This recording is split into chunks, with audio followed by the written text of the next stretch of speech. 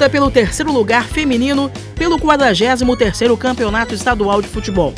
De um lado, pelo Sub-15, a equipe do Clube Pequeninos do Jockey. Do outro, a equipe do Luso Brasileiro, que não deu chance para as meninas do Pequeninos, vencendo a partida por 5-0 e garantindo um bronze na competição.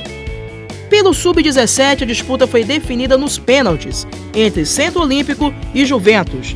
Por 6-5, quem também garantiu o terceiro lugar na competição foi o Centro Olímpico. Acompanhe os lances.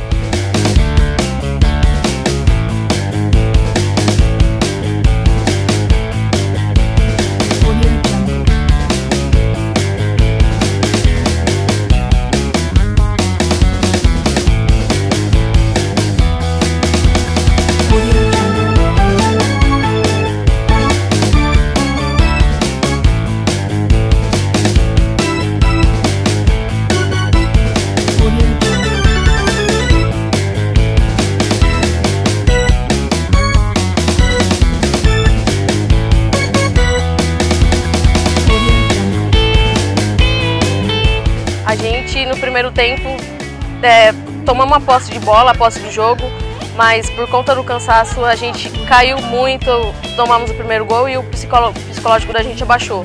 Mas no segundo tempo eu acho que teve motivação e teve raça do início ao fim, por isso a gente conseguiu empatar o jogo e chegar nas penalidades máximas. Na verdade faltam meninas, tanto é que não tinha banco, algumas meninas foram para a seleção e a gente trabalhou bastante durante a semana, debaixo do sol, de 30 graus, 32 graus, meninas com cãibra, correndo até o fim. Acho que a gente treinou bastante para poder chegar aqui, porque acho que a gente merecia depois de todo o trabalho feito. Quero dar meus parabéns ao técnico que motiva a gente demais, entende a gente, a minha equipe também que motivaram, uma correndo pela outra, do início ao fim, e é isso.